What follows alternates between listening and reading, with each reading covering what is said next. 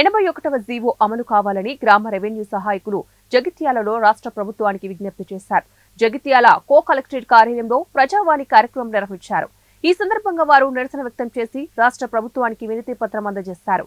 ప్రభుత్వం జీవోలలో 2 రకాల అంశాలు పొందుపరిచారని, రాష్ట్ర వ్యాప్తంగా ఉన్న వీఆర్ఏలు 20,555 మంది 2 అంశాలుగా గుర్తిస్తూ ఉత్తర్వులు జారీ చేసిందన్నారు. 61 సంవత్సరాల లోపు వీఆర్ఏలు 61 సంవత్సరాలు నిండిన వీఆర్ఏలుగా గుర్తించిందని తెలిపారు.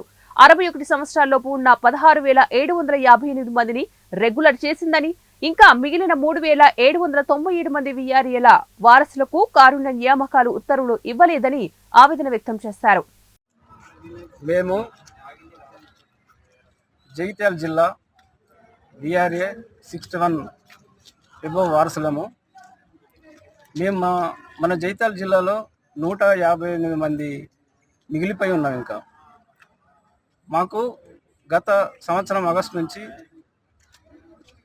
ఎంఆర్ఓ ఆఫీస్లో సకాలంలో టైంకు ఆఫీస్కు పోయి డ్యూటీలు సక్రమంగా చేస్తున్నాము. మరి గత ప్రభుత్వం కేసీఆర్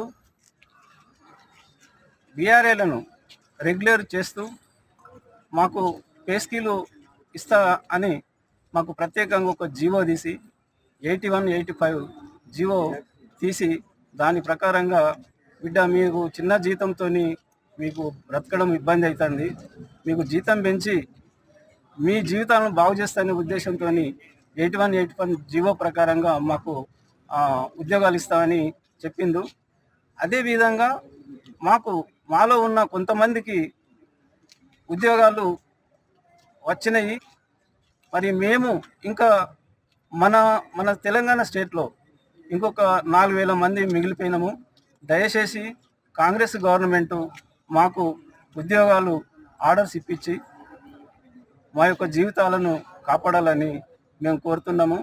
ముఖ్యంగా మేము ఇప్పుడు కాదు, వెనకటి సుంది కూడా మేము వారసత్వ అంటే వెనకడ సుంకరి అనే వాళ్ళు గ్రామాలల్లో, తర్వాత మేము పోరాటం చేసి కొద్ది మేము తెలివికి వచ్చిన కొద్ది అయ్యా మా బతుకులు వాళ్ళు ఇవ్వంటే మమ్మల్ని వీఆర్ఏ అనే గుర్తింపు ఇచ్చి మమ్మల్ని గౌరవించారు. అదేవిధంగా అయ్యా మాకు జీతాలు కొంచెం పెంచండి అంటే మరి జీతాలు కూడా పెంచారు.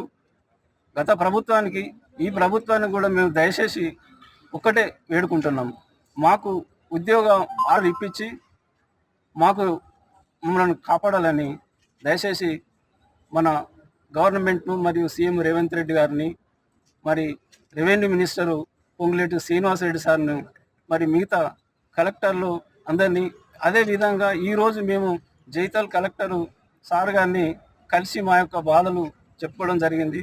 మరి కలెక్టర్ సార్ కూడా గవర్నమెంట్ దృష్టికి తీసుకుపోయి మాకు తొందరనే ఉద్యోగ ఆర్డర్లు ఇప్పిస్తారని కలెక్టర్ గారిని మీ ద్వారా మీడియా ద్వారా మేము కోరుచున్నాము.